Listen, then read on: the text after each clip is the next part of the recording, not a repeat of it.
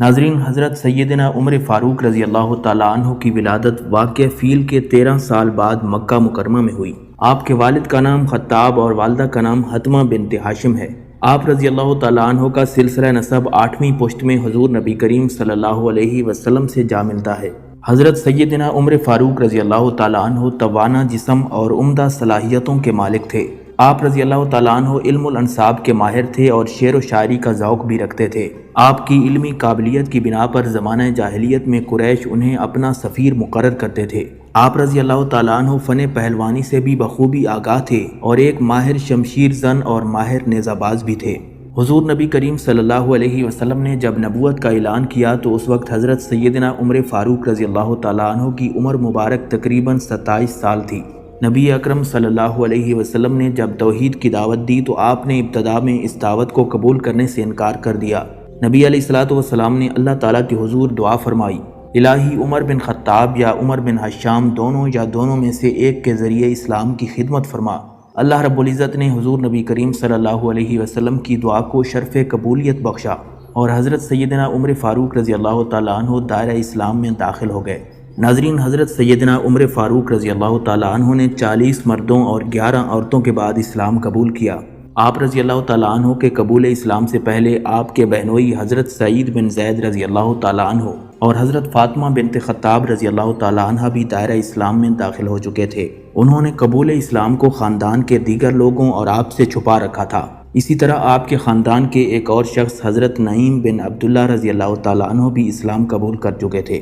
حضرت سیدنا عمر فاروق رضی اللہ تعالیٰ عنہ اسلام قبول کرنے والوں کے ساتھ نہایت سختی سے پیش آتے تھے۔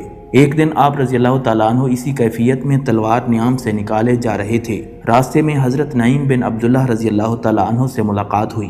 حضرت نعیم بن عبداللہ رضی اللہ تعالیٰ عنہ نے حضرت سیدنا عمر فاروق رضی اللہ تعالیٰ عنہ کو اس حالت میں دیکھا تو پوچھا، کیوں عمر، کہاں کا ارادہ ہے؟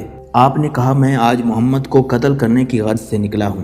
حضرت نعیم بن عبداللہ رضی اللہ تعالیٰ عنہ نے حضرت عمر فاروق رضی اللہ تعالیٰ عنہ کی بات سن کر کہا، عمر، تمہیں تمہارا نفس دھوکہ دے رہا ہے۔ تم کیا سمجھتے ہو اگر تم نے محمد صلی اللہ علیہ وسلم کو قتل کر دیا تو بنی عبد مناف تمہیں چھوڑ دیں گے؟ تم زمین پر چلنے کے قابل نہیں رہو گے، اور حضور نبی کریم صلی اللہ علیہ وسلم کو قتل کرنے سے پہلے تم اپنے گھر کی خبر لو۔ تمہاری بہن اور بہنوئی نے اسلام قبول کر لیا ہے اور انہوں نے حضور نبی کریم صلی اللہ علیہ وسلم کی پیروی اختیار کر لی ہے۔ حضرت سیدنا عمر فاروق رضی اللہ تعالیٰ عنہ نے جب حضرت نعیم بن عبداللہ کی بات سنی تو راستہ بدل کر اپنی بہن کے گھر روانہ ہو گئے۔ آپ کی بہن اور بہنوئی کے گھر تو اس وقت حضرت خباب بن الارت رضی اللہ تعالیٰ عنہ موجود تھے جو انہیں سورہ طٰہٰ کی تعلیم دے رہے تھے۔ حضرت عمر کے قدموں کی آہٹ سن کر حضرت سعید بن زید رضی اللہ تعالیٰ عنہ نے حضرت خباب بن الارت رضی اللہ تعالیٰ عنہ کو گھر کے ایک کونے میں چھپا دیا۔ حضرت سیدنا عمر فاروق رضی اللہ تعالیٰ عنہ گھر میں داخل ہوئے اور پوچھا، تم لوگ ابھی کیا پڑھ رہے تھے؟ حضرت فاطمہ بنت خطاب رضی اللہ تعالیٰ عنہ نے کہا، کچھ بھی نہیں۔ آپ نے کہا، کیوں نہیں؟ میں نے خود اپنے کانوں سے تم دونوں کو کچھ پڑھتے سنا ہے، اور مجھے یہ بھی معلوم ہو گیا ہے کہ تم دونوں نے محمد صلی اللہ علیہ وسلم کے دین کی پیروی اختیار کر لی ہے۔ حضرت سیدنا عمر فاروق رضی اللہ تعالیٰ عنہ نے یہ کہتے ہوئے اپنے بہنوئی حضرت سعید بن زید رضی اللہ تعالیٰ عنہ کے منہ پر تمانچہ دے مارا۔ حضرت فاطمہ بنت خطاب رضی اللہ تعالیٰ عنہ شوہر کو بچانے کے لیے آگے بڑھیں تو آپ رضی اللہ تعالیٰ عنہ نے ان کو دھکا دے مارا، جس سے ان کا سر پھٹ گیا اور خون بہنا شروع ہو گیا۔ حضرت سعید بن زید رضی اللہ تعالیٰ عنہ نے آپ کے جلال کی پرواہ کیے بغیر کہا، ہاں، ہم نے اسلام قبول کر لیا ہے اور حضور نبی کریم صلی اللہ علیہ وسلم پر دل و جان سے ایمان لے آئے ہیں۔ حضرت عمر فاروق رضی اللہ تعالیٰ عنہ نے حضرت سعید بن زید رضی اللہ تعالیٰ عنہ کا سخت لہجہ اور بہن کا بہتا ہوا خون دیکھا تو شرمندہ ہوئے اور کہنے لگے، اچھا، مجھے بھی وہ صفحات دکھاؤ جو تم پڑھ رہے تھے، میں تمہیں وہ پڑھ کر واپس کر دوں گا۔ حضرت فاطمہ بنت خطاب رضی اللہ تعالیٰ عنہ نے کہا، ان صفحات کو کوئی ناپاک شخص نہیں چھو سکتا، اس کے لیے پہلے تمہیں غسل کرنا ہوگا۔ حضرت عمر فاروق رضی اللہ تعالیٰ عنہ نے غسل کیا اور اپنی بہن اور بہنوئی سے ان اوراق کا مطالبہ کیا۔ حضرت فاطمہ رضی اللہ تعالیٰ عنہ نے خود سورہ طٰہٰ کی تلاوت شروع کی جب وہ اس آیت پر پہنچیں جس کا ترجمہ یہ ہے، بلا شبہ میں ہی اللہ ہوں اور میرے سوا کوئی دوسرا معبود نہیں، اس لیے تم میری عبادت کرو اور میری ہی یاد میں نماز پڑھا کرو۔ حضرت سیدنا عمر فاروق رضی اللہ تعالیٰ عنہ کی آنکھوں سے آنسو نکل گئے اور کہنے لگے، کس قدر اچھا اور عظمت والا کلام ہے۔ پھر آپ بے اختیار پکار اٹھے، میں گواہی دیتا ہوں اللہ کے سوا کوئی عبادت کے لائق نہیں۔ اور حضرت محمد مصطفیٰ صلی اللہ علیہ وسلم اللہ کے رسول ہیں۔ حضرت خباب بن الارت رضی اللہ تعالیٰ عنہ جو گھر کے اندر چھپے ہوئے تھے، انہوں نے جب حضرت سیدنا عمر فاروق رضی اللہ تعالیٰ عنہ کی زبان مبارک سے یہ کلمات سنے تو باہر نکل آئے اور کہنے لگے، عمر، اللہ کی قسم، میں نے کل ہی حضور نبی کریم صلی اللہ علیہ وسلم کو دعا فرماتے ہوئے سنا تھا، الہی عمر بن خطاب اور عمر بن حشام دونوں میں سے ایک کے ذریعے دین اسلام کو تقویت پہنچا۔ اللہ تعالیٰ نے حضور نبی کریم صلی اللہ علیہ وسلم کی دعا قبول فرما لی اور دین اسلام کو تمہارے ذریعے تقویت پہنچائی۔ حضرت سیدنا عمر فاروق رضی اللہ تعالیٰ عنہ کے دل پر رکت طاری ہو چکی تھی اور آپ حضرت خباب بن الارت سے کہنے لگے، مجھے اسی وقت حضور نبی کریم صلی اللہ علیہ وسلم کی خدمت میں لے جاؤ۔ نبی علیہ الصلوۃ والسلام اس وقت کوہ صفا کے نواح میں دار ارقم میں موجود تھے۔ حضرت عمر فاروق رضی اللہ تعالیٰ عنہ دار ارقم روانہ ہو گئے۔ صحابہ کرام رضی اللہ تعالیٰ عنہم نے جب آپ کو آتے دیکھا تو حضور نبی کریم صلی اللہ علیہ وسلم کو اس بات کی اطلاع پہنچائی۔ نبی اکرم صلی اللہ علیہ وسلم کے چچا حضرت سیدنا حمزہ رضی اللہ تعالیٰ عنہ جو اس وقت حضور نبی کریم صلی اللہ علیہ وسلم کے پاس موجود تھے، انہوں نے جب آپ کے متعلق سنا تو فرمایا، عمر کو آنے دو، اگر وہ بھلائی کے ارادے سے آیا ہے تو اس کے ساتھ بھلائی ہوگی، اور اگر وہ کسی برائی کے ارادے سے یہاں آیا ہے تو میں اس کا سر قلم کر دوں گا۔ حضرت سیدنا عمر فاروق رضی اللہ تعالیٰ عنہ جس وقت دار ارقم میں داخل ہوئے تو حضور علیہ الصلوۃ والسلام نے آپ کا دامن پکڑ کر فرمایا، عمر، کیا ارادہ لے کر آئے ہو؟ حضرت سیدنا عمر فاروق رضی اللہ تعالیٰ عنہ نے عرض کیا، یا رسول اللہ صلی اللہ علیہ وسلم، اسلام قبول کرنے کے لیے حاضر ہوا ہوں۔ نبی علیہ الصلوۃ والسلام نے آپ کی بات سن کر نعرہ تکبیر بلند کیا اور صحابہ کرام رضی اللہ تعالیٰ عنہ نے جواب میں اللہ اکبر کا نعرہ بلند کیا، جس سے کوہ صفا کی پہاڑیاں گونج اٹھیں۔ ناظرین، جب حضرت سیدنا عمر بن خطاب رضی اللہ تعالیٰ عنہ نے اسلام قبول کیا تو آپ ابو جہل کے گھر تشریف لے گئے۔ ابو جہل نے آپ کو دیکھ کر کہا، اے بھانجے، کیسے آئے ہو؟ آپ رضی اللہ تعالیٰ عنہ نے فرمایا، میں تمہیں بتانے آیا ہوں کہ میں نے اسلام قبول کر لیا ہے، اور اگر اب تم نے حضور نبی کریم صلی اللہ علیہ وسلم کے بارے میں کچھ غلط کیا یا کہا تو مجھ سے برا کوئی نہ ہوگا۔ ابو جہل نے حضرت سیدنا عمر فاروق رضی اللہ تعالیٰ عنہ کی بات سنی تو غصے میں آگ بگولا ہو گیا اور کہنے لگا، تم اور تمہاری اطلاعات دونوں ذلیل ہوں۔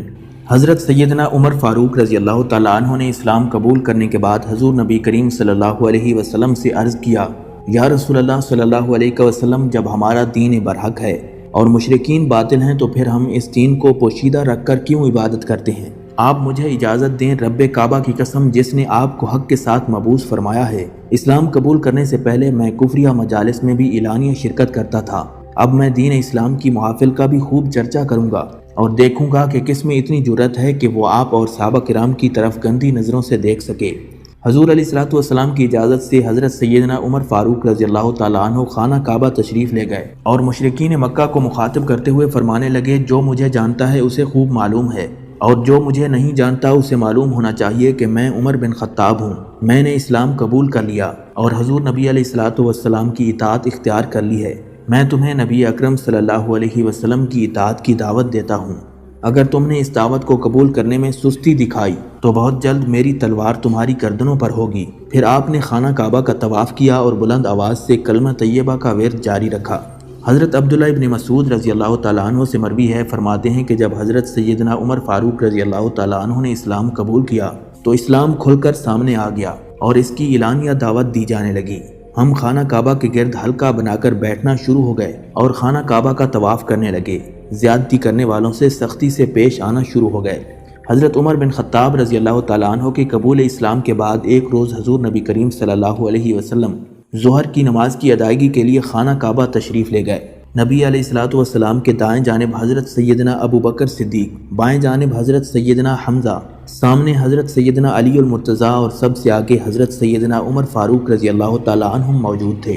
رسول اکرم صلی اللہ علیہ وسلم ان صحابہ کرام کے پہرے میں خانہ کعبہ پہنچے اور نماز ظہر ادا فرمائی۔ حضرت عمر بن خطاب رضی اللہ تعالیٰ عنہ کے قبول اسلام سے اور حضور نبی علیہ الصلوۃ والسلام کی خانہ کعبہ میں نماز کی ادائیگی کو دیکھ کر مشرکین مکہ آگ بگولا ہو گئے، مگر حضرت سیدنا حمزہ رضی اللہ تعالیٰ عنہ اور حضرت سیدنا عمر بن خطاب رضی اللہ تعالیٰ عنہ کے روب و دبدبہ کی وجہ سے وہ کچھ بھی نہ کر سکے۔ ناظرین، حضور علیہ الصلوۃ والسلام نے جب مدینہ منورہ کی طرف ہجرت کی اجازت دی تو حضرت سیدنا عمر فاروق رضی اللہ تعالیٰ عنہ واحد شخص تھے جنہوں نے اعلانیہ ہجرت کی تھی۔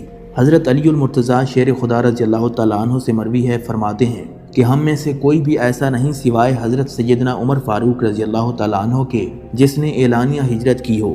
آپ رضی اللہ تعالیٰ عنہ ہجرت سے پہلے خانہ کعبہ میں تشریف لے گئے اور تلوار نیام سے نکال لی، پھر بیت اللہ شریف کا طواف کیا اور مقام ابراہیم پر 2 رکعت نماز ادا کی، پھر سرداران قریش کے پاس گئے اور ان کو مخاطب کرتے ہوئے فرمایا، تم میں سے کوئی ایسا ہے جو اپنی شکل خراب کرانا چاہے؟ تم میں سے کوئی ایسا ہے جو اپنی ماں کو بے اولاد کرنا چاہے؟ کیا تم میں سے کوئی ایسا ہے جو اپنی اولاد کو یتیم کرنا چاہے؟ تم میں سے کوئی ایسا ہے جو اپنی بیوی کو بیوہ کرنا چاہے؟ اگر کسی کا ارادہ ہے تو وہ میرے مقابلے میں آئے۔ حضرت علی رضی اللہ تعالیٰ عنہ فرماتے ہیں کہ قریش کے تمام سردار حضرت سیدنا عمر فاروق رضی اللہ تعالیٰ عنہ کی تقریر سن کر گھبرا گئے اور کسی میں اتنی جرأت نہ ہوئی کہ وہ آپ کا راستہ روکتا۔ حضرت سیدنا عمر فاروق رضی اللہ تعالیٰ عنہ نے مدینہ منورہ میں داخل ہونے سے پہلے قباء میں قیام کیا، جہاں آپ کے خاندان کے وہ لوگ جو مسلمان ہو چکے تھے وہ آپ سے آن ملے، اور پھر حضور علیہ الصلوۃ والسلام ان سب کے ہمراہ مدینہ منورہ میں داخل ہو گئے۔ نبی علیہ الصلوۃ والسلام نے مدینہ منورہ آمد کے بعد مہاجرین اور انصار میں اخوت اور بھائی چارے کا رشتہ قائم کیا، اور حضرت سیدنا عمر فاروق رضی اللہ تعالیٰ عنہ کا رشتہ حضرت اتبان بن مالک رضی اللہ تعالیٰ عنہ سے قائم کیا گیا، جن کا شمار قبیلہ بنی سالم کے معزز رئیسوں میں ہوتا تھا۔ ناظرین، مدینہ منورہ میں مسجد نبوی کی تعمیر کے بعد اس امر کی ضرورت پیش آئی کہ کوئی ایسی علامت مقرر کی جائے جس سے لوگوں کو نماز کے وقت کا پتہ چل جائے۔ چنانچہ ایک تجویز حضور نبی کریم صلی اللہ علیہ وسلم کو یہ دی گئی کہ نماز سے پہلے بگل بجایا جائے، مگر نبی علیہ الصلوۃ والسلام نے اس طریقے سے انکار کر دیا کیونکہ یہ طریقہ یہود کا تھا۔ ایک تجویز یہ دی گئی کہ آگ جلائی جائے جس سے پتہ چل جائے نماز کا وقت ہو گیا ہے۔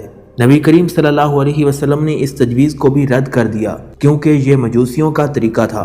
ایک تجویز یہ دی گئی کہ ناقوس بجا کر نماز کا اعلان کیا جائے، مگر نبی علیہ الصلوۃ والسلام نے یہ طریقہ بھی رد کر دیا کیونکہ ناقوس بجانے کا طریقہ عیسائیوں کی عبادت گاہوں میں رائج تھا۔ حضرت عمر بن خطاب رضی اللہ تعالیٰ عنہ بھی اس محفل میں موجود تھے۔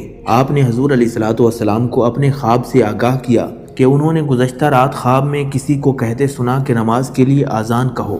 حضرت عبداللہ بن زید رضی اللہ تعالیٰ عنہ نے حضرت عمر فاروق رضی اللہ تعالیٰ عنہ کے خواب کے بعد اپنے خواب کا ذکر کیا، جس میں انہوں نے ایک شخص کو دیکھا جس نے 2 چادریں پہن رکھی تھیں اور اس نے آذان کے کلمات انہیں سکھائے۔ حضور نبی کریم صلی اللہ علیہ وسلم نے اس تجویز کو پسند کر لیا اور حضرت عبداللہ بن زید رضی اللہ تعالیٰ عنہ کو حکم دیا کہ وہ آذان کے کلمات حضرت بلال حبشی رضی اللہ تعالیٰ عنہ کو سکھا دیں۔ حضرت سیدنا بلال رضی اللہ تعالیٰ عنہ نے حضرت عبداللہ بن زید رضی اللہ تعالیٰ عنہ سے آذان کے کلمات سیکھنے کے بعد پہلی مرتبہ آذان دی، اور یوں نماز سے پہلے باقاعدہ آذان دینے کا طریقہ رائج ہوا۔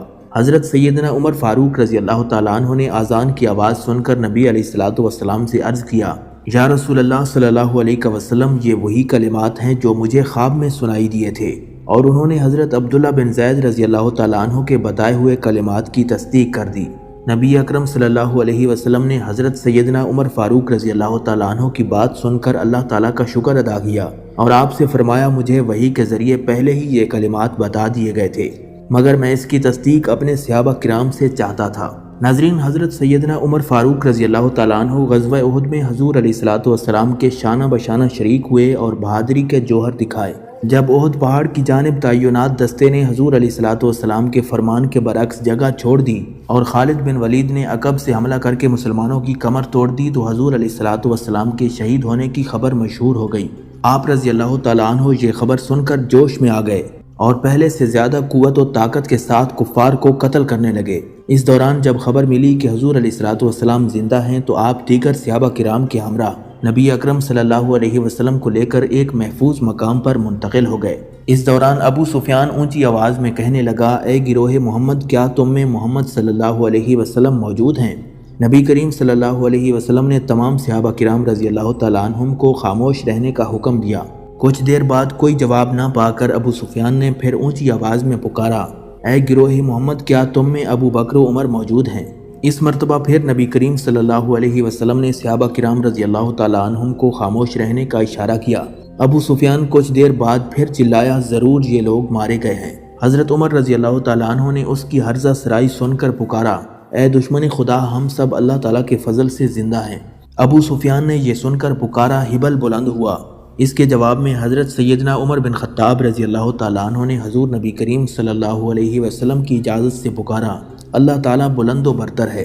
ابو سفیان نے حضرت عمر بن خطاب رضی اللہ تعالیٰ عنہ کا جواب سن کر کہا، مارکہ احد مارکہ بدر کے برابر ہو گیا، یعنی ہم نے بدر کا بدلہ لے لیا۔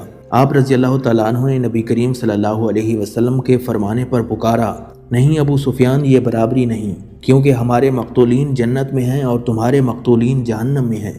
ابو سفیان نے حضرت سیدنا عمر فاروق رضی اللہ تعالیٰ عنہ کی بات سنی تو گھوڑا دوڑاتے ہوئے بھاگ گیا۔ ناظرین، حضرت سیدنا عمر فاروق رضی اللہ تعالیٰ عنہ رشتے میں حضور نبی کریم صلی اللہ علیہ وسلم کے خسر تھے۔ آپ رضی اللہ تعالیٰ عنہ کی صاحبزادی حضرت ام حفصہ کا نکاح حضور نبی کریم صلی اللہ علیہ وسلم سے ہوا۔ حضرت عبداللہ ابن عمر رضی اللہ تعالیٰ عنہ فرماتے ہیں، جب میری بہن ام حفصہ رضی اللہ تعالیٰ عنہ حضرت خنیس بن حذافہ سامی رضی اللہ تعالیٰ عنہ کی وصال کے بعد بیوہ ہوئیں تو والد بزرگوار حضرت سیدنا عثمان غنی رضی اللہ تعالیٰ عنہ سے ملے اور ان سے کہا کہ اگر تم چاہو تو میں تمہارا نکاح حفصہ سے کر دوں۔ حضرت سیدنا عثمان غنی رضی اللہ تعالیٰ عنہ نے جواباً فرمایا کہ مجھے اس معاملے میں غور کرنے دو۔ جب کچھ دن گزرنے کے بعد آپ نے حضرت سیدنا عثمان غنی رضی اللہ تعالیٰ عنہ سے اس معاملے میں دریافت کیا تو انہوں نے انکار کر دیا۔ حضرت عبداللہ ابن عمر رضی اللہ تعالیٰ عنہ فرماتے ہیں کہ والد بزرگوار نے حضرت سیدنا عثمان غنی رضی اللہ تعالیٰ عنہ کے اس انکار کے بعد حضرت سیدنا ابو بکر صدیق رضی اللہ تعالیٰ عنہ سے اس معاملے میں بات کی اور انہیں کہا کہ اگر وہ چاہیں تو میں ان کا نکاح اپنی بیٹی حفصہ سے کر دوں۔ حضرت سیدنا ابو بکر صدیق رضی اللہ تعالیٰ عنہ ان کی بات سن کر خاموش ہو گئے۔ حضرت عمر فاروق رضی اللہ تعالیٰ عنہ بارگاہ رسالت میں حاضر ہوئے اور تمام ماجرا حضور علیہ السلام کے گوش گزار کرتے ہوئے حضرت سیدنا عثمان غنی رضی اللہ تعالیٰ عنہ کی شکایت کی۔ حضور علیہ السلام نے فرمایا، عمر تم فکر مند نہ ہو، حفصہ رضی اللہ تعالیٰ عنہ عثمان سے بہتر آدمی سے نکاح کرے گی اور عثمان حفصہ سے بہتر عورت سے نکاح کرے گا۔ حضرت عبداللہ ابن عمر رضی اللہ تعالیٰ عنہ فرماتے ہیں، چنانچہ کچھ عرصے کے بعد میری بہن کا نکاح حضور علیہ السلام سے ہو گیا اور حضرت سیدنا عثمان غنی رضی اللہ تعالیٰ عنہ کا نکاح حضور نبی کریم صلی اللہ علیہ وسلم کی دوسری صاحبزادی حضرت سیدہ ام کلثوم رضی اللہ تعالیٰ عنہ سے ہوا۔ حضرت سیدنا عمر بن خطاب رضی اللہ تعالیٰ عنہ نے ایک مرتبہ حضرت سیدنا ابو بکر صدیق رضی اللہ تعالیٰ عنہ سے اپنی صاحبزادی ام المومنین حضرت ام حفصہ رضی اللہ تعالیٰ عنہ سے نکاح نہ کرنے کے متعلق دریافت کیا تو حضرت ابو بکر صدیق رضی اللہ تعالیٰ عنہ نے فرمایا کہ حضور نبی کریم صلی اللہ علیہ وسلم نے میرے سامنے حضرت حفصہ کا تذکرہ کیا تھا، جس کی وجہ سے میں نے تمہیں انکار کر دیا اور حضور علیہ السلام کا راز افشا نہیں کرنا چاہتا تھا، اس لیے تمہیں اس بارے میں نہ بتایا جب تک ام حفصہ کا نکاح حضور علیہ السلام سے نہ ہو گیا۔ اگر حضور علیہ السلام ام حفصہ سے نکاح نہ کرتے تو پھر میں ضرور ان سے نکاح کر لیتا۔ حضرت ابو درداء رضی اللہ تعالیٰ عنہ سے مروی ہے، فرماتے ہیں کہ میں حضور نبی کریم صلی اللہ علیہ وسلم کی خدمت میں حاضر تھا کہ حضرت سیدنا ابو بکر صدیق رضی اللہ تعالیٰ عنہ نہایت پریشانی کی حالت میں تشریف لائے۔ حضور علیہ السلام نے ان سے پریشانی کی وجہ دریافت کی تو حضرت سیدنا ابو بکر صدیق رضی اللہ تعالیٰ عنہ نے عرض کیا، میرے اور عمر کے درمیان جھگڑا ہو گیا اور میں نے ان کو برا بھلا کہہ دیا۔ بعد میں جب ان سے معافی مانگی تو انہوں نے معاف کرنے سے انکار کر دیا۔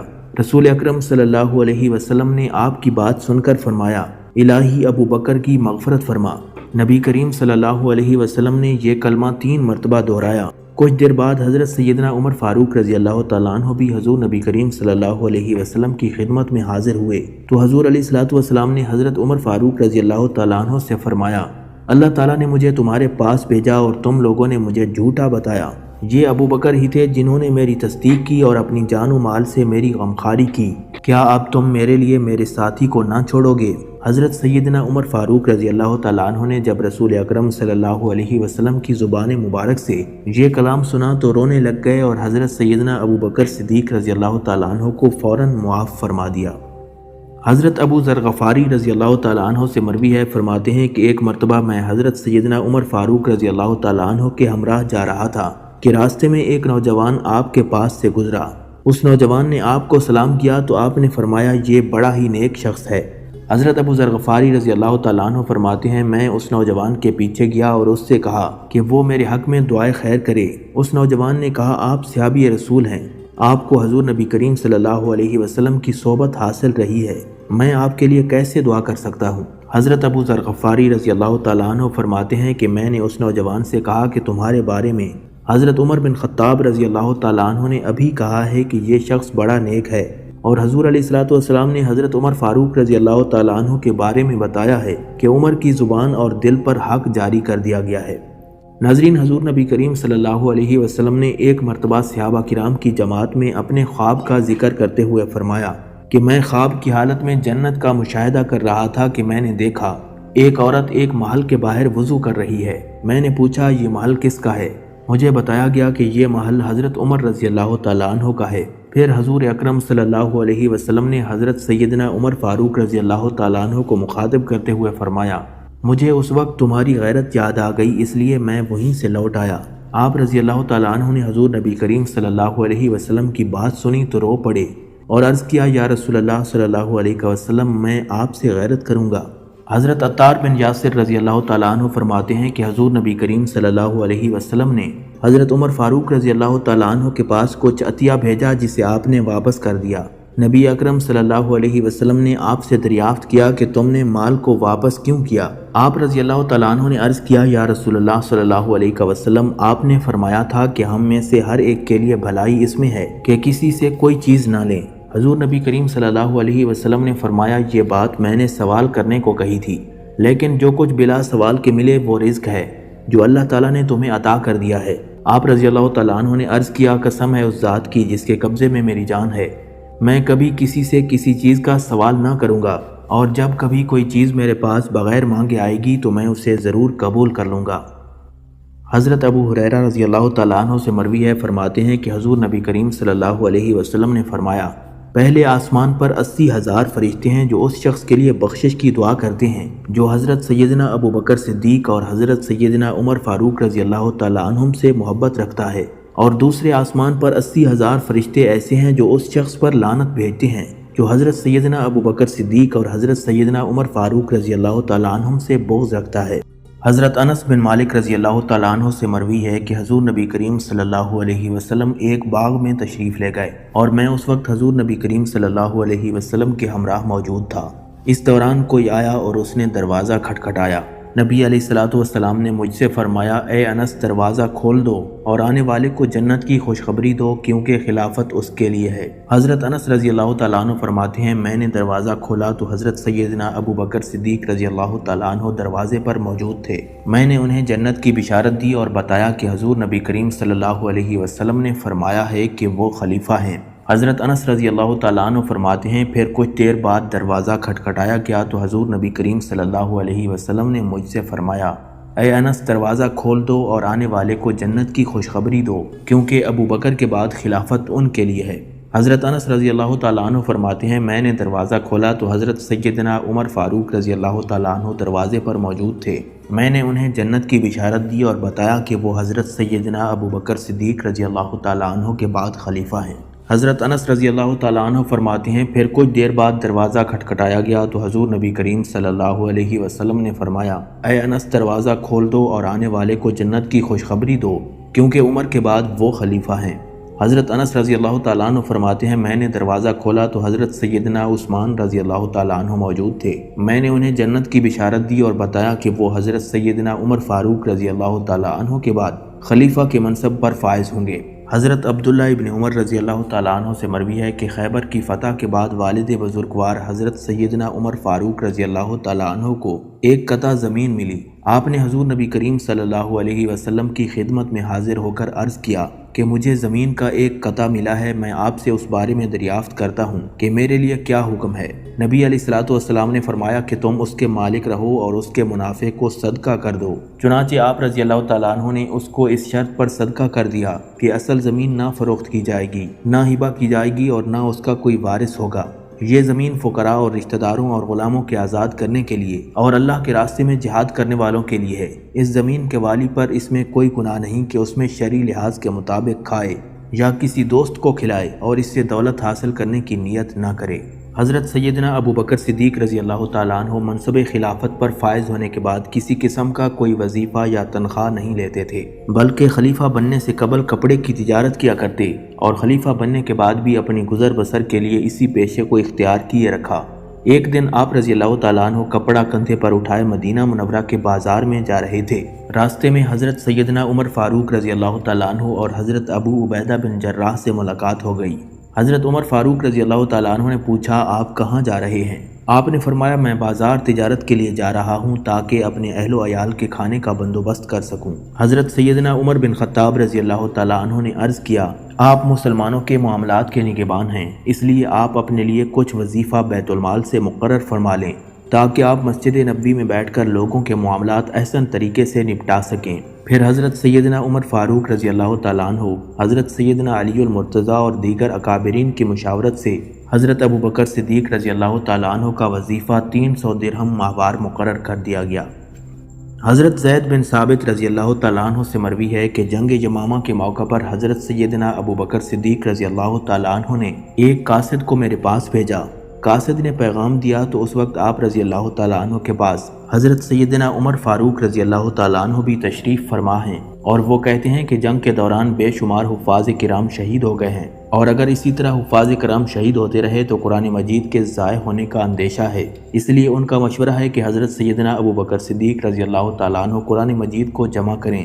حضرت سیدنا ابو بکر صدیق رضی اللہ تعالیٰ عنہ نے ان سے کہا کہ میں وہ کام ہرگز نہ کروں گا جو میرے آقا حضور نبی کریم صلی اللہ علیہ وسلم نے اپنی زندگی میں کبھی نہیں کیا۔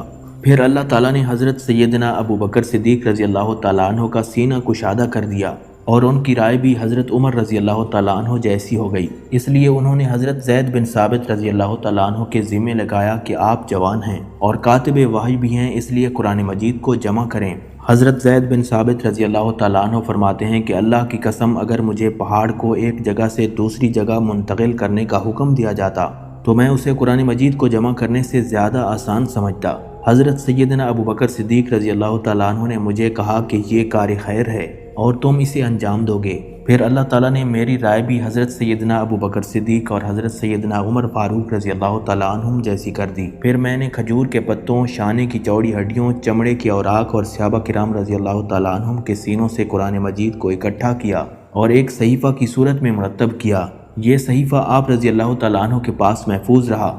آپ کے وصال کے بعد وہ نسخہ حضرت سیدنا عمر فاروق رضی اللہ تعالیٰ عنہ کے پاس آ گیا، اور ان کی شہادت کے بعد وہ نسخہ حضرت سیدنا عثمان غنی رضی اللہ تعالیٰ عنہ کے پاس پہنچا، اور پھر انہوں نے اس کی مختلف نقول تیار کروا کر مختلف علاقوں میں روانہ کر دیا۔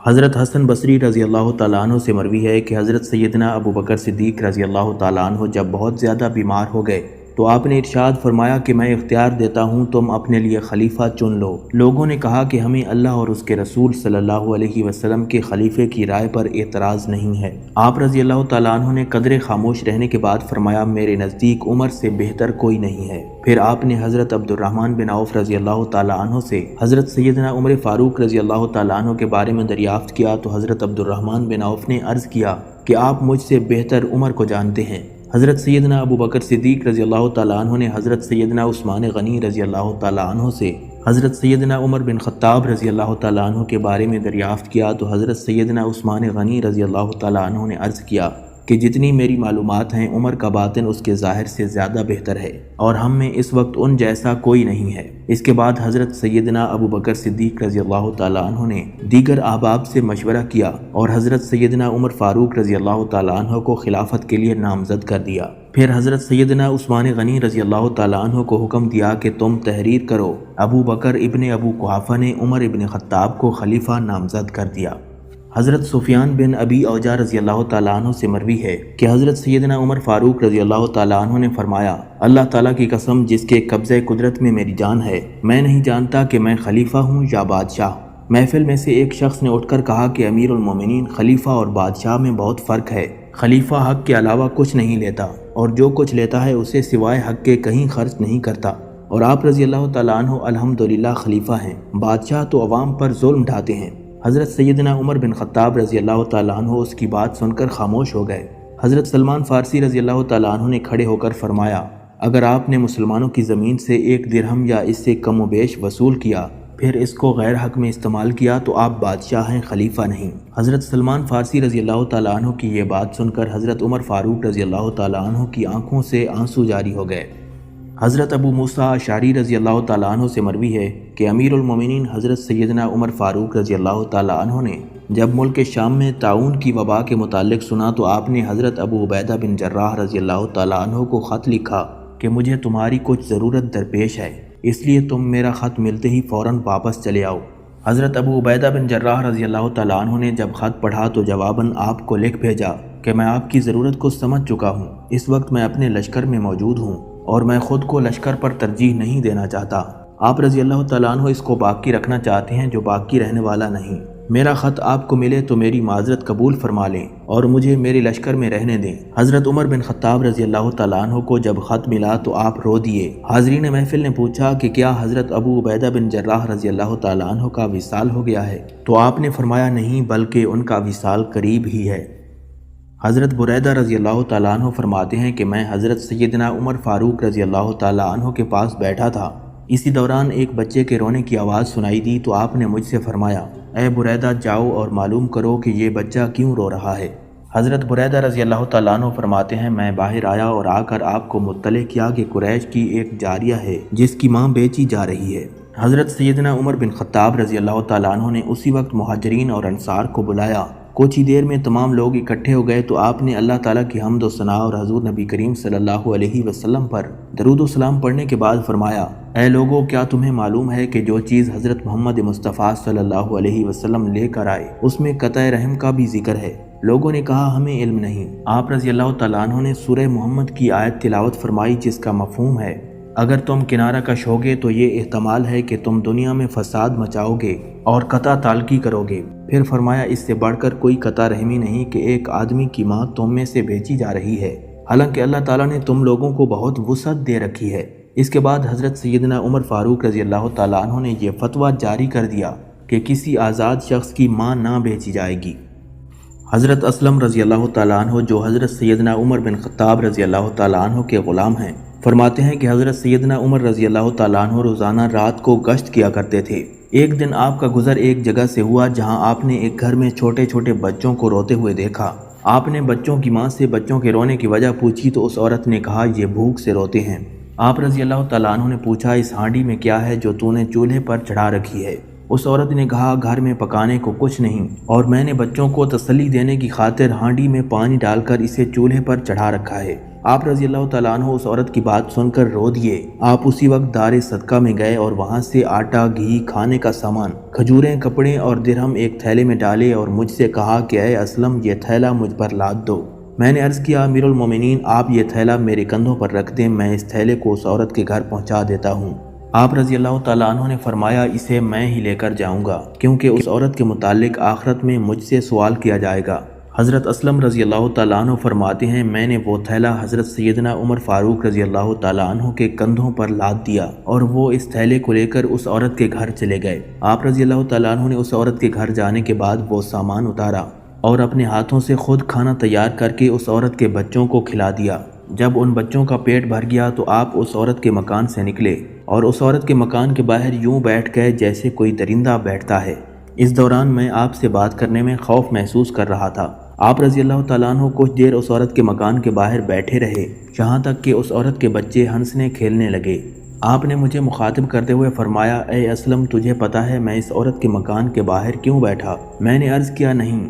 آپ نے فرمایا میں نے جب پہلے دیکھا تو یہ بچے رو رہے تھے اور اب جب میں نے انہیں کھانا کھلا دیا تو میں نے ارادہ کیا کہ میں اس وقت تک مکان سے نہیں جاؤں گا جب تک میں ان بچوں کو ہنستا ہوا نہ دیکھ لوں۔ ناظرین حضرت اسلم رضی اللہ تعالیٰ عنہ سے مروی ہے کہ میں حضرت عمر فاروق رضی اللہ تعالیٰ عنہ کے ساتھ بازار گیا۔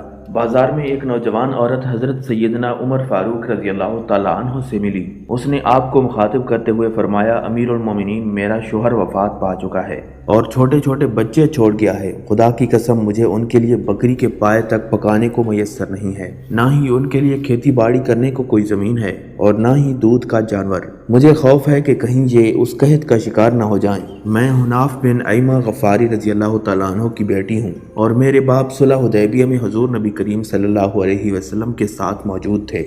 حضرت سیدنا عمر رضی اللہ تعالیٰ عنہ نے اس عورت سے فرمایا کہ بڑی خوشی کی بات ہے کہ قریب کا ہی نسب نکل آیا۔ اس کے بعد آپ رضی اللہ تعالیٰ عنہ اپنے گھر تشریف لے گئے اور اپنے اونٹ پر 2 بڑے بڑے تھیلے کھانے سے بھرے اور ان کو لاد کر ان دونوں کے بیچ میں سامان خرچ اور کپڑا رکھ دیا۔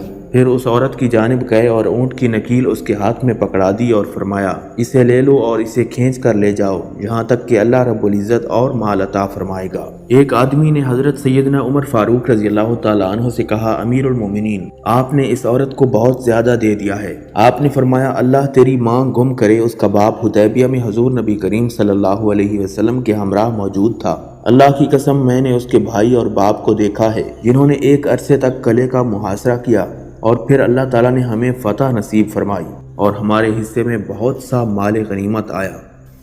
حضرت محمد بن سلام رضی اللہ تعالیٰ عنہ سے مروی ہے کہ حضرت سیدنا عمر فاروق رضی اللہ تعالیٰ عنہ کے پاس یمن سے 2 چادریں آئیں۔ لوگوں نے وہ چادریں آپ رضی اللہ تعالیٰ عنہ کو پہنا دیں۔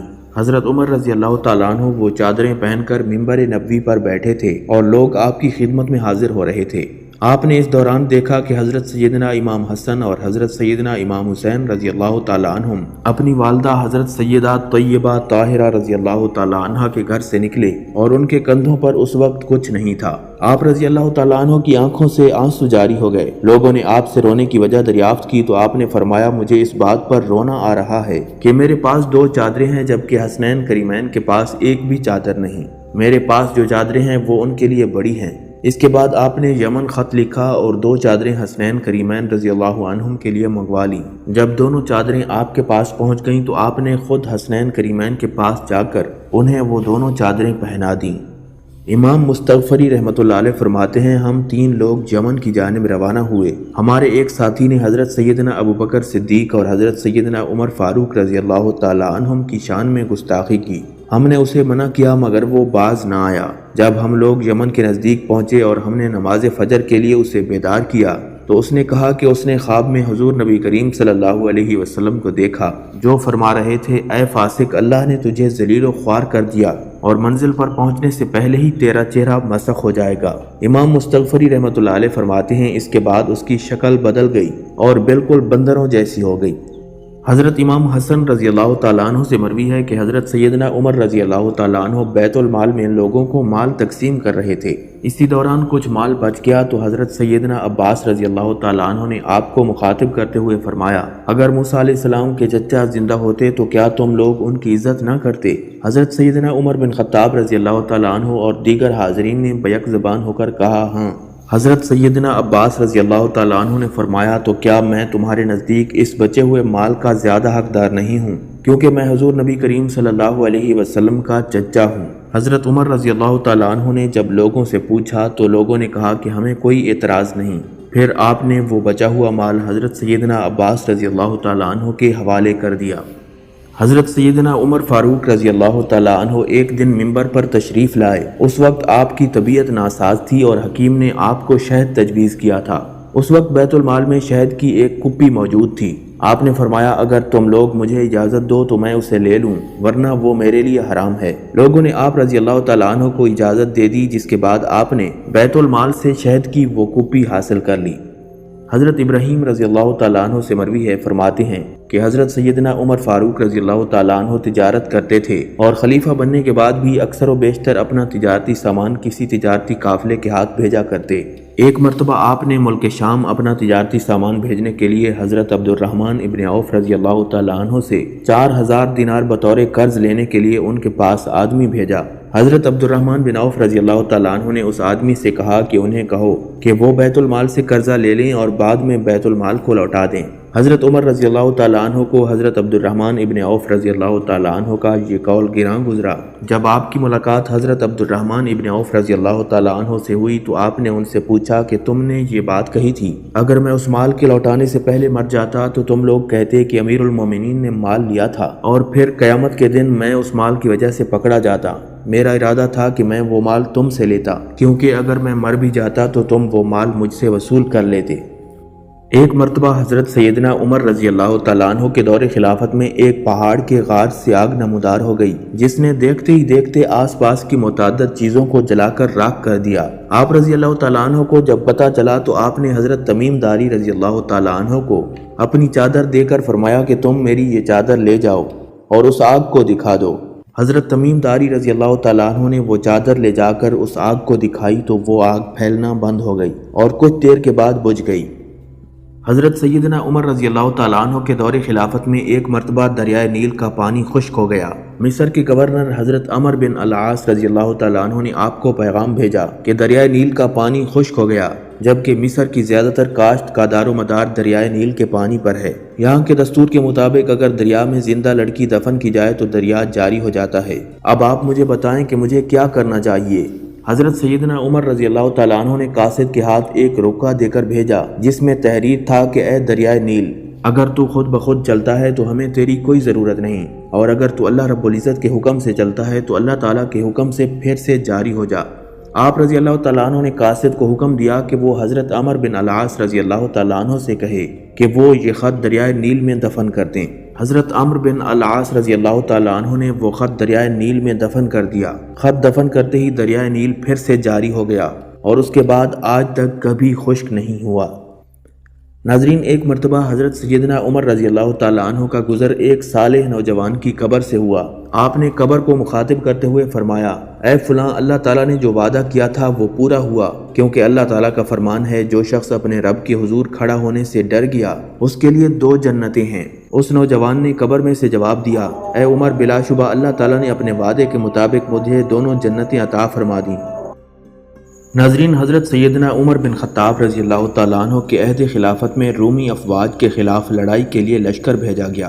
لشکر بھیجنے کے کچھ دنوں کے بعد آپ رضی اللہ تعالیٰ عنہ منبر نبوی پر تشریف فرما تھے کہ اچانک آپ نے بآواز بلند کہنا شروع کر دیا، اے شخص، میں تیری پکار پر حاضر ہوں۔ لوگ حضرت سیدنا عمر فاروق رضی اللہ تعالیٰ عنہ کی اس کیفیت پر حیران و پریشان تھے، کیونکہ انہیں کوئی شخص دکھائی نہیں دے رہا تھا جس کی فریاد کی پکار میں آپ جواب دے رہے تھے۔ کچھ دنوں کے بعد جب لشکر واپس آیا تو لشکر کے سپہ سالار نے اپنی فتوحات کے واقعات آپ کو سنانے شروع کر دیے۔ حضرت سیدنا عمر رضی اللہ تعالیٰ عنہ نے سپہ سالار سے دریافت کیا کہ فلاں سپاہی کا کیا حال ہے جو مجھے پکار رہا تھا۔ سپہ سالار نے بتایا کہ اس نے اپنی فوج کو دریا کے پار اتارنا چاہا۔ میں نے دریا کی گہرائی دیکھنے کے لیے اس سپاہی کو دریا میں اتروا دیا۔ چونکہ موسم بہت زیادہ سرد تھا اور زوردار ہوائیں چل رہی تھیں، اس لیے اس کو سردی لگ گئی اور وہ آپ کو بآواز بلند پکارنے لگا۔ پھر اس کی روح کفس انصری سے پرواز کر گئی۔ حضرت سیدنا عمر رضی اللہ تعالیٰ عنہ نے سپہ سالار کو غصیلے لہجے میں فرمایا، تمہیں اسے ایسا حکم نہیں دینا چاہیے تھا، اب تمہاری وجہ سے وہ شہید ہوا ہے، اس لیے اس کے وارثوں کو خون بہا تم ادا کرو گے، اور خبردار آئندہ کبھی ایسی غلطی نہ کرنا۔ لوگ اس سپہ سالار کی بات سے سمجھ گئے کہ اس کے ایک سپاہی نے حضرت عمر فاروق رضی اللہ تعالیٰ عنہ کو پکارا تھا، اور آپ رضی اللہ تعالیٰ عنہ فرما رہے تھے کہ میں تیری پکار پر حاضر ہوں۔ حضرت سیدنا عمر رضی اللہ تعالیٰ عنہ کو قتل کرنے کے لیے شاہ روم نے اپنا ایک کارندہ بھیجا۔ وہ کارندہ جب مدینہ منورہ آیا تو اسے معلوم ہوا کہ آپ رضی اللہ تعالیٰ عنہ مدینہ شہر سے باہر کھجوروں کے باغ میں قیلولہ فرما رہے ہیں۔ وہ کارندہ آپ کے پاس پہنچا اور نیام سے تلوار نکال کر آپ کو قتل کرنے کا ارادہ کیا۔ جیسے ہی وہ آگے بڑھا تو اچانک اس کی جانب 2 شیر منہ پھاڑتے چنگھاڑتے ہوئے آئے، جس سے وہ دوڑ کر چیخنے چلانے لگا۔ حضرت سیدنا عمر رضی اللہ تعالیٰ عنہ اس کی آواز سن کر بیدار ہو گئے اور اس سے چیخنے چلانے کی وجہ دریافت کی۔ اس شخص نے سارا ماجرا آپ کے گوش گزار کر دیا اور آپ سے معافی کا طلبگار ہوا۔ آپ نے اسے معاف کر دیا اور اس شخص نے آپ کے دست حق پر اسلام قبول کر لیا۔ ناظرین، ایک مرتبہ حضرت سیدنا عمر رضی اللہ تعالیٰ عنہ کے دور خلافت میں مدینہ منورہ میں شدید زلزلہ آ گیا۔ آپ رضی اللہ تعالیٰ عنہ نے زمین پر اپنا درہ مارتے ہوئے بلند آواز میں فرمایا، اے زمین ساکن ہو جا، کیا میں تیرے اوپر عدل سے کام نہیں لیتا؟ حضرت سیدنا عمر رضی اللہ تعالیٰ عنہ کا یہ فرمانا تھا کہ زمین ساکن ہو گئی اور زلزلہ ختم ہو گیا۔ حضرت سیدنا عمر فاروق رضی اللہ تعالیٰ عنہ کی ملاقات مدینہ منورہ کے نواح میں ایک نوجوان سے ہوئی۔ آپ نے اس نوجوان سے پوچھا، تمہارا نام کیا ہے؟ اس نے نہایت گستاخانہ انداز سے کہا، میرا نام جمرہ یعنی چنگاری ہے۔ آپ نے پوچھا کہ تمہارے باپ کا نام کیا ہے؟ اس نے کہا، میرے باپ کا نام شہاب یعنی شعلہ ہے۔ آپ نے پوچھا، تمہارا تعلق کس قبیلے سے ہے؟ اس نے کہا، میرا تعلق حرکہ یعنی آگ سے ہے۔ آپ نے پوچھا، تم رہتے کہاں ہو؟ اس نے کہا، میرا گھر ہررہ یعنی گرمی میں ہے۔ آپ رضی اللہ تعالیٰ عنہ نے اس کے بیہودہ جوابات سننے کے بعد فرمایا، تم اپنے گھر والوں کا پتہ کرو، یقیناً وہ جل کر مر گئے ہوں گے۔ چنانچہ جب وہ بدبخت اپنے گھر گیا تو اس کے گھر کو آگ لگ چکی تھی اور اس کے گھر والے سب جل کر مر چکے تھے۔ ناظرین، قادسیہ کے مقام پر جب حق و باطل کا مارکہ شروع ہوا تو حضرت سیدنا عمر رضی اللہ تعالیٰ عنہ روزانہ مدینہ منورہ سے باہر نکل جاتے اور حضرت سعد بن ابی وقاص رضی اللہ تعالیٰ عنہ کی جانب سے قاصد کا انتظار کرتے جنگ میں فتح ملتے ہی حضرت سعد بن ابی وقاص رضی اللہ تعالیٰ عنہ نے ایک تیز رفتار گھڑ سوار کو فتح کی خوشخبری سنانے کے لیے مدینہ منورہ روانہ کر دیا۔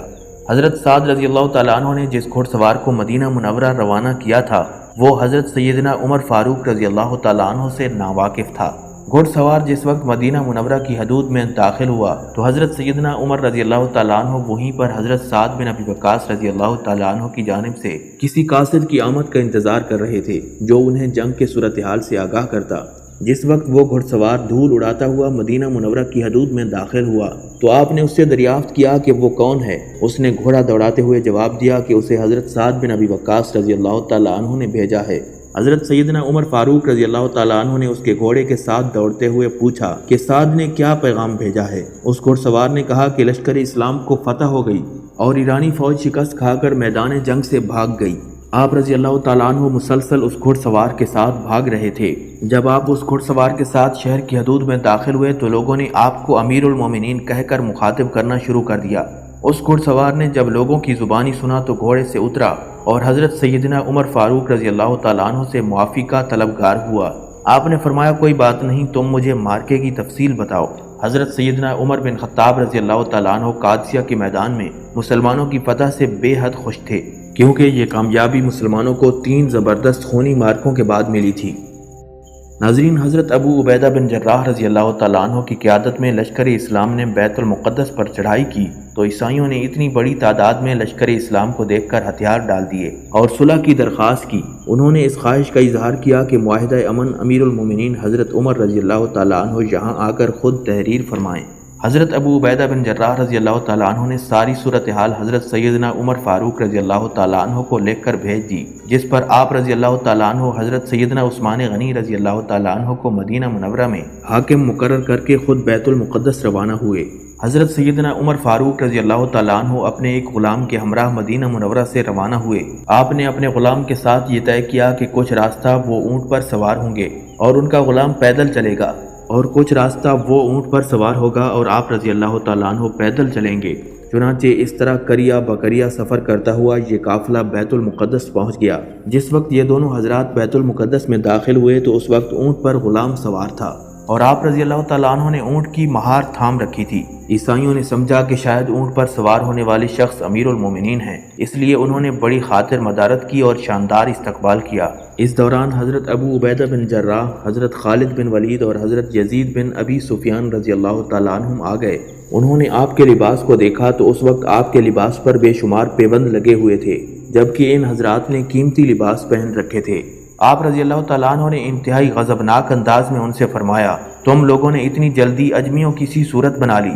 انہوں نے عرض کیا، امیر المومنین، ہمارے ان لباسوں کے نیچے ہتھیار ہیں اور ہم اب بھی عربی اخلاق پر قائم ہیں، جس سے آپ کو تسلی ہو گئی۔ جس وقت حضرت سیدنا عمر فاروق رضی اللہ تعالیٰ عنہ رؤسائے بیت المقدس سے ملنے کے لیے روانہ ہونے لگے تو آپ کو قیمتی لباس پہننے کے لیے دیا گیا، جسے آپ نے یہ کہہ کر انکار کر دیا کہ ہماری عزت اسلام سے ہے نہ کہ لباس سے۔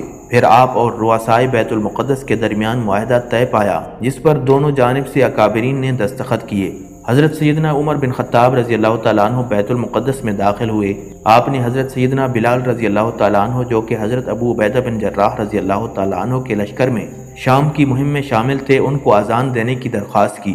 حضرت سیدنا بلال حبشی رضی اللہ تعالیٰ عنہ نے آپ کی فرمائش پر اذان دی، جس سے زمانِ نبوی کی یاد تازہ ہو گئی اور روتے روتے اہل اسلام کی ہچکیاں بند گئیں۔ ناظرین، عراق کی فتح کے بعد یزدگرد، جو کہ بھاگ کر رے چلا گیا تھا، وہاں سے اصفہان اور کرمان سے ہوتا ہوا خراسان چلا گیا اور مرو میں قیام پذیر ہو گیا۔ 17 ہجری میں حضرت سیدنا عمر فاروق رضی اللہ تعالیٰ عنہ نے حضرت ابو موسیٰ اشعری رضی اللہ تعالیٰ عنہ کو بصرہ کا گورنر مقرر کیا۔ جب حضرت ابو موسیٰ اشعری رضی اللہ تعالیٰ عنہ گورنر کے منصب پر بیٹھے تو اہواز نے جزیہ دینا بند کر دیا، جس پر آپ نے اہواز پر فوج کشی کی اور اس کو فتح کر لیا۔ اہواز کی فتح کے بعد حضرت ابو موسیٰ اشعری رضی اللہ تعالیٰ عنہ نے مناظر پر فوج کشی کی اور اسے فتح کیا۔ اس دوران آپ رضی اللہ تعالیٰ عنہ کو خبر ملی کہ خوزستان میں حرمزان لشکر اسلام سے مقابلے کے لیے فوج تیار کر رہا ہے۔ آپ رضی اللہ تعالیٰ عنہ اس اطلاع کے ملنے کے بعد خوزستان روانہ ہو گئے۔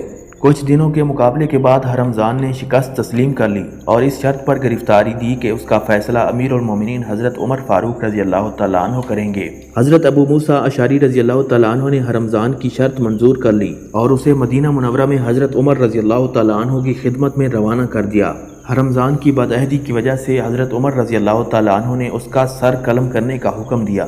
حرمزان نے کہا پہلے مجھے پانی پلاؤ۔ جب اس کے لیے پانی لایا گیا تو اس نے پانی پینے سے انکار کر دیا اور کہنے لگا میں پانی نہیں پیوں گا کیونکہ تم مجھے پانی پیتے ہوئے قتل کر دو گے۔ حضرت سیدنا عمر رضی اللہ تعالیٰ عنہ نے جب اس سے یہ عہد کیا کہ اسے پانی پیتے ہوئے قتل نہیں کیا جائے گا تو اس نے پانی کا پیالہ زمین پر گرا دیا اور کہا اب آپ مجھے قتل نہیں کر سکتے کیونکہ وہ پانی ہی نہ رہا جس کے پینے کے بعد آپ رضی اللہ تعالیٰ عنہ مجھے قتل کراتے۔ اس کے بعد حرمزان نے کلمہ پڑھ لیا اور دائرہ اسلام میں داخل ہو گیا۔ وہ کہنے لگا میں پہلے ہی ایمان لا چکا تھا لیکن اس وجہ سے اقرار نہیں کیا کہ کہیں آپ یہ نہ سمجھیں کہ میں جان بچانے کی غرض سے ایمان لایا ہوں۔ حرمزان نے اسلام قبول کرنے کے بعد مدینہ منورہ میں رہائش اختیار کی اور حضرت سیدنا عمر رضی اللہ تعالیٰ عنہ نے اس کا 2000 سالانہ وظیفہ مقرر کر دیا۔ آپ رضی اللہ تعالیٰ عنہ ایران کی مہمات کے بارے میں اسی سے مشورہ کیا کرتے تھے۔ حضرت سیدنا عمر بن خطاب رضی اللہ تعالیٰ عنہ نے حضرت عمرو بن العاص رضی اللہ تعالیٰ عنہ کو مصر کا گورنر بنایا تو کچھ عرصے بعد آپ کو اطلاع ملی کہ حضرت عمرو بن عاص رضی اللہ تعالیٰ عنہ نے اپنے ذرائع سے بے شمار دولت اکٹھی کر لی ہے۔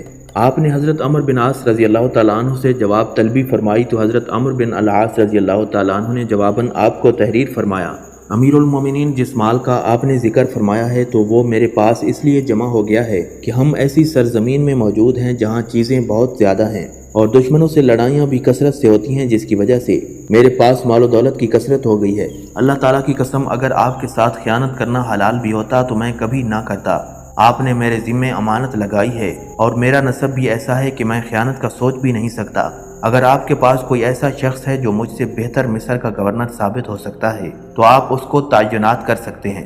حضرت سیدنا عمر بن خطاب رضی اللہ تعالیٰ عنہ نے حضرت عمرو بن العاص رضی اللہ تعالیٰ عنہ کے خط کے جواب میں تحریر فرمایا اے عمرو میں نے جو تم سے پوچھ گچھ کی ہے اس میں میرا کوئی ذاتی مفاد نہیں ہے۔ میں تمہارے پاس حضرت محمد بن سلمہ کو بھیج رہا ہوں، تم اپنا آدھا مال اس کے حوالے کر دو۔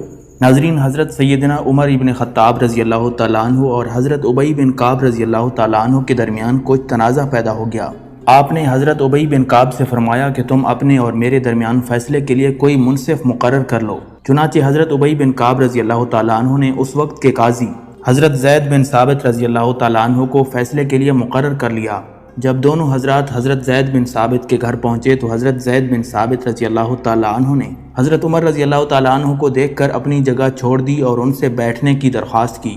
حضرت سیدنا عمر رضی اللہ تعالیٰ عنہ نے حضرت زید بن ثابت رضی اللہ تعالیٰ عنہ سے فرمایا کہ میں یہاں اس وقت اپنے اور ابی بن کعب کے فیصلے کے لیے آیا ہوں، اس لیے اس جگہ نہیں بیٹھ سکتا۔ چنانچہ حضرت زید بن ثابت رضی اللہ تعالیٰ عنہ نے آپ دونوں حضرات کے مابین فیصلہ فرما دیا۔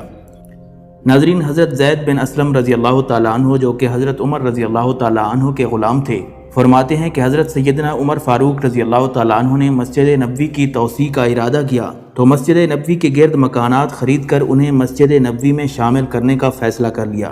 مسجد نبوی سے ملحقہ مکانوں میں ایک مکان حضرت سیدنا عباس رضی اللہ تعالیٰ عنہ کا تھا۔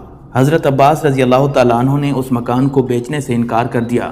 چنانچہ دونوں حضرات حضرت ابی بن کعب رضی اللہ تعالیٰ عنہ کے پاس فیصلے کے لیے چلے گئے۔ حضرت ابی بن کعب رضی اللہ تعالیٰ عنہ نے فیصلہ حضرت سیدنا عباس رضی اللہ تعالیٰ عنہ کے حق میں کرتے ہوئے کہا کہ کسی حاکم کو یہ زیب نہیں دیتا کہ وہ اپنی رعایا کی ملکیت کو زبردستی خرید کرے۔ حضرت عمر رضی اللہ تعالیٰ عنہ نے حضرت ابی بن کعب رضی اللہ تعالیٰ عنہ سے دریافت کیا کہ ان کا یہ فیصلہ قرآن کی روشنی میں ہے یا سنت نبوی صلی اللہ علیہ وسلم کی روشنی میں۔ حضرت ابی بن کعب رضی اللہ تعالیٰ عنہ نے جواب دیا کہ میرا فیصلہ سنت نبوی کی روشنی میں ہے۔ حضرت سیدنا عمر فاروق رضی اللہ تعالیٰ عنہ نے حضرت ابی بن کعب رضی اللہ تعالیٰ عنہ کے فیصلے کو تسلیم کر لیا۔ حضرت سیدنا عباس رضی اللہ تعالیٰ عنہ نے اس فیصلے کے بعد اپنا مکان فی سبیل اللہ حضرت عمر فاروق رضی اللہ تعالیٰ عنہ کو دے دیا تاکہ وہ مسجد نبوی کی توسیع فرما سکیں۔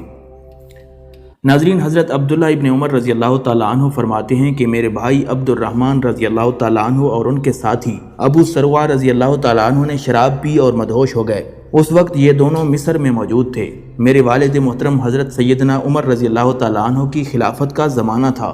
حضرت عمرو بن العاص رضی اللہ تعالیٰ عنہ جو کہ مصر کے گورنر تھے، ان کو جب اس واقعے کی اطلاع ملی تو انہوں نے ان دونوں حضرات کو بلایا اور ان کے سر مڈوا دیے۔ حضرت عمر رضی اللہ تعالیٰ عنہ کو اس واقعے کی اطلاع ہوئی تو انہوں نے حضرت عمرو بن العاص رضی اللہ تعالیٰ عنہ سے کہلوا بھیجا کہ عبد الرحمن کو اونٹ کے کجاوے پر بٹھا کر میرے پاس بھیجو۔ چنانچہ جس وقت عبد الرحمن مدینہ منورہ پہنچے تو حضرت سیدنا عمر رضی اللہ تعالیٰ عنہ نے انہیں 80 کوڑے لگائے۔ اس واقعے کے ایک ماہ بعد عبد الرحمن رضی اللہ تعالیٰ عنہ وصال فرما گئے۔ حضرت انس بن مالک رضی اللہ تعالیٰ عنہ سے روایت ہے کہ مصر کے باشندوں میں سے ایک حضرت سیدنا عمر رضی اللہ تعالیٰ عنہ کی خدمت میں ایام حج کے دوران حاضر ہوا اور عرض کرنے لگا، امیر المومنین مجھے پناہ دیجیے۔ آپ رضی اللہ تعالیٰ عنہ نے اسے امان دی تو اس نے عرض کیا کہ میرا مقابلہ حضرت عمرو بن العاص رضی اللہ تعالیٰ عنہ کے صاحبزادے محمد بن عمرو سے دوڑ کا مقابلہ ہوا۔ میں اس دوڑ سے جیت گیا تو اس نے مجھے کوڑے مارنے شروع کر دیے اور کہتا گیا کہ میں بڑے آدمی کا بیٹا ہوں۔ حضرت سیدنا عمر فاروق رضی اللہ تعالیٰ عنہ نے یہ بات سن کر حضرت عمرو بن العاص رضی اللہ تعالیٰ عنہ کو طلب فرمایا اور پھر اس مصری کو کوڑا دیتے ہوئے کہا کہ وہ ان کو مارنا شروع کر دے۔ اس مصری نے کوڑے مارنا شروع کیے تو حضرت سیدنا عمر رضی اللہ تعالیٰ عنہ ساتھ ساتھ فرماتے جاتے، کوڑے مار ملامت کیے گئے ہوئے کے بیٹے کو۔ حضرت سعید بن مسیب رحمۃ اللہ علیہ سے مروی ہے، فرماتے ہیں کہ ایک مسلمان اور ایک یہودی حضرت عمر رضی اللہ تعالیٰ عنہ کے پاس اپنے جھگڑے کے فیصلے کے لیے آئے۔ آپ نے دونوں طرف کا موقف سننے کے بعد یہودی کے حق میں فیصلہ کر دیا۔ یہودی نے حضرت سیدنا عمر رضی اللہ تعالیٰ عنہ کا فیصلہ سنا تو کہنے لگا، خدا کی قسم آپ نے حق بات کا فیصلہ کیا۔ حضرت سیدنا عمر رضی اللہ تعالیٰ عنہ نے اسے کوڑے سے ٹوکتے ہوئے فرمایا، تجھے کیسے پتا کہ میں نے حق کے ساتھ فیصلہ کیا ہے؟ یہودی نے کہا، میں نے تورات میں لکھا دیکھا ہے کہ جو قاضی حق کے ساتھ فیصلہ کرتا ہے اس کے دائیں اور بائیں جانب دو فرشتے ہوتے ہیں جو اس کو راہ راست پر قائم رہنے کی توفیق دیتے ہیں یہاں تک کہ وہ حق کے ساتھ فیصلہ کرتا ہے۔ حضرت مالک بن اوس رضی اللہ تعالیٰ عنہ سے روایت ہے کہ بادشاہ روم کا ایلچی حضرت سیدنا عمر رضی اللہ تعالیٰ عنہ کی خدمت میں آیا تو حضرت سیدنا عمر رضی اللہ تعالیٰ عنہ کی زوجہ نے کسی سے 1 دینار ادھار لے کر اس سے عطر خرید لیا اور اس کو شیشے کے برتنوں میں بند کر کے اس ایلچی کے ہاتھ روم کی ملکہ کو بھیجا۔ جب قاصد واپس پہنچا تو اس نے ملکہ روم کو وہ تحفہ پیش کیا۔ ملکہ روم نے برتنوں کو خالی کروانے کے بعد ان برتنوں کو جواہرات سے بھر کر اس ایلچی کو دے دیے کہ وہ اسے آپ رضی اللہ تعالیٰ عنہ کی زوجہ کے پاس لے جائیں۔ جب اس ایلچی نے وہ جواہرات سے بھرے برتن حضرت عمر رضی اللہ تعالیٰ عنہ کی زوجہ کو دیے تو انہوں نے وہ برتن بستر پر الٹ دیے۔ آپ رضی اللہ تعالیٰ عنہ گھر میں داخل ہوئے۔ آپ نے بیوی سے ان جواہرات کے متعلق دریافت کیا تو انہوں نے سارا ماجرا بیان کر دیا۔ حضرت عمر رضی اللہ تعالیٰ عنہ نے وہ جواہرات فروخت کر دیے اور 1 دینار اپنی بیوی کو دے دیا اور باقی مال بیت المال میں جمع کروا دیا۔ حضرت عبداللہ ابن عمر رضی اللہ تعالیٰ عنہ فرماتے ہیں کہ میں نے ایک اونٹ خریدا اور اسے چراگاہ میں لے گیا۔ جب وہ اونٹ موٹا ہو گیا تو میں اسے بازار میں فروخت کرنے کے لیے لے گیا۔ اس دوران حضرت سیدنا عمر رضی اللہ تعالیٰ عنہ بازار میں تشریف لائے۔ انہوں نے جب موٹا تازہ اونٹ دیکھا تو دریافت کیا، یہ اونٹ کس کا ہے؟ آپ رضی اللہ تعالیٰ عنہ کو بتایا گیا کہ یہ اونٹ آپ کے صاحبزادے حضرت عبداللہ ابن عمر رضی اللہ تعالیٰ عنہ کا ہے۔ آپ نے میرا نام سن کر فرمایا، واہ واہ عبداللہ کے کیا کہنے، وہ تو امیر المومنین کا بیٹا ہے۔ حضرت عبداللہ ابن عمر رضی اللہ تعالیٰ عنہ فرماتے ہیں، اس دوران میں بھاگتا ہوا آپ کے پاس پہنچا۔ آپ نے مجھ سے دریافت کیا، یہ اونٹ کیسا ہے؟ میں نے عرض کیا کہ میں نے یہ اونٹ خریدا اور اسے چراگاہ میں چھوڑ دیا۔ جب وہ صحت مند ہو گیا تو میں اسے فروخت کرنے کے لیے بازار میں لے آیا۔ حضرت عمر رضی اللہ تعالیٰ عنہ نے فرمایا، تم نے اونٹ کو چراگاہ میں چھوڑ دیا اور لوگوں نے اس ڈر سے اس کا خیال رکھا کہ یہ امیر المومنین کے بیٹے کا اونٹ ہے، اس کا خیال رکھو۔ اب تم اس اونٹ کے فروخت کرنے کے بعد اپنی اصل رقم خود رکھو اور باقی رقم بیت المال میں جمع کروا دو۔ حضرت حسن بصری رضی اللہ تعالیٰ عنہ فرماتے ہیں کہ میں بصرہ کی جامع مسجد میں ایک محفل میں موجود تھا۔ میں نے دیکھا کہ کچھ لوگ حضور نبی کریم صلی اللہ علیہ وسلم کے صحابہ حضرت سیدنا ابو بکر صدیق اور حضرت سیدنا عمر فاروق رضی اللہ تعالیٰ عنہم کے زہد کا تذکرہ کر رہے تھے۔ چنانچہ میں ان لوگوں کی محفل میں بیٹھ گیا۔ اس محفل میں حضرت احنف بن قیس تمیمی رضی اللہ تعالیٰ عنہ بھی موجود تھے۔ حضرت حسن بصری رضی اللہ تعالیٰ عنہ فرماتے ہیں، حضرت احنف بن قیس رضی اللہ تعالیٰ عنہ نے فرمایا کہ ہم لوگوں کو حضرت سیدنا عمر رضی اللہ تعالیٰ عنہ نے ایک مارکے کے لیے عراق کی جانب روانہ کیا۔ اللہ تبارک و تعالیٰ نے ہمارے ہاتھوں عراق اور فارس کے متعدد شہر فتح کروائے۔ ہم نے وہاں سے چاندی پائی اور اس سے اپنے لباس بنوائے۔ جب ہم حضرت سیدنا عمر رضی اللہ تعالیٰ عنہ کی خدمت میں حاضر ہوئے تو انہوں نے ہمیں دیکھ کر اپنا منہ پھیر لیا۔ ہمیں یہ بات گراں گزری تو حضرت عبداللہ ابن عمر رضی اللہ تعالیٰ عنہ کی خدمت میں حاضر ہوئے اور ان سے حضرت عمر رضی اللہ تعالیٰ عنہ کی اس ناراضگی کا سبب دریافت کیا۔ حضرت عبداللہ ابن عمر رضی اللہ تعالیٰ عنہ نے فرمایا کہ کیا تم نے حضرت سیدنا عمر رضی اللہ تعالیٰ عنہ کو ایسا لباس استعمال کرتے دیکھا جو حضور نبی کریم صلی اللہ علیہ وسلم اور حضرت سیدنا ابو بکر صدیق رضی اللہ تعالیٰ عنہ استعمال نہیں کرتے تھے؟ چنانچہ ہم گھر واپس گئے اور اپنا لباس تبدیل کر کے آئے، اور جس لباس میں حضرت سیدنا عمر رضی اللہ تعالیٰ عنہ ہمیں دیکھا کرتے تھے اسی لباس میں ہم ان کے پاس پہنچ گئے۔ حضرت سیدنا عمر رضی اللہ تعالیٰ عنہ نے ہمیں دیکھا تو کھڑے ہو گئے اور ہم میں سے ہر ایک سے سلام کیا۔ ہم نے آپ کے سامنے مال غنیمت پیش کیا جو آپ نے ہم لوگوں میں برابر تقسیم کر دیا۔ اس دوران مال غنیمت میں سے چھہارے اور گھی کا حلوہ بھی نکلا۔ حضرت عمر رضی اللہ تعالیٰ عنہ نے اس کی خوشبو سونگھی تو آپ نے ہمیں مخاطب کرتے ہوئے فرمایا، اللہ رب العزت کی قسم، اے مہاجرین و انصار کی جماعت، تم میں سے بیٹا باپ سے اور بھائی اپنے بھائی سے اس کھانے پر لڑے گا۔ پھر آپ رضی اللہ تعالیٰ عنہ نے اس کھانے کو ان لوگوں کی اولادوں کے پاس پہنچا دیا جو حضور نبی کریم صلی اللہ علیہ وسلم کی حیات مبارکہ میں شہید ہو چکے تھے۔ اس کے بعد حضرت سیدنا عمر رضی اللہ تعالیٰ عنہ واپس ہو لیے۔ صحابہ کرام رضی اللہ تعالیٰ عنہم کی ایک جماعت نے ان کے جانے کے بعد فرمایا، حضرت عمر کے زہد کو اور اس کے حلیے کو دیکھو، اس شخص نے ہمارے نفوس کو بھی حقیر کر دیا ہے۔ اللہ رب العزت نے ہمارے ہاتھوں کیسر و کسریٰ کے شہر فتح کروائے، مشرق و مغرب میں اپنے دین کی سربلندی کے لیے ہمیں چنا، اور جب ہم حضرت سیدنا عمر رضی اللہ تعالیٰ عنہ کو دیکھتے ہیں تو ان کے لباس پر جا بجا پیوند لگے ہوتے ہیں۔ ناظرین، ایک مرتبہ ایک قافلے نے مدینہ منورہ سے باہر پڑاؤ ڈالا۔ حضرت سیدنا عمر رضی اللہ تعالیٰ عنہ کو اس کی خبر ہوئی تو رات کے وقت آپ اس قافلے کی حفاظت کے لیے تشریف لے گئے تاکہ ان کا کوئی سامان چوری نہ ہو جائے۔ راستے میں آپ کی ملاقات حضرت عبد الرحمن بن عوف رضی اللہ تعالیٰ عنہ سے ہوئی۔ انہوں نے دریافت کیا، اے امیر المومنین، رات کے اس وقت آپ کہاں جا رہے ہیں؟ آپ رضی اللہ تعالیٰ عنہ نے ان سے فرمایا کہ فلاں قافلے نے مدینہ منورہ سے باہر پڑاؤ ڈالا ہے، میں اس کی حفاظت کے لیے جا رہا ہوں۔ حضرت عبد الرحمن ابن عوف رضی اللہ تعالیٰ عنہ بھی آپ کے ہمراہ چل دیے۔ پھر دونوں حضرات رات بھر قافلے کی حفاظت کرتے رہے یہاں تک کہ فجر کا وقت ہو گیا۔ آپ رضی اللہ تعالیٰ عنہ نے قافلے والوں کو پکار کر کہا، اٹھو، نماز فجر کا وقت ہو گیا۔ اس کے بعد آپ رضی اللہ تعالیٰ عنہ حضرت عبد الرحمن ابن عوف رضی اللہ تعالیٰ عنہ کے ہمراہ واپس مدینہ منورہ روانہ ہو گئے۔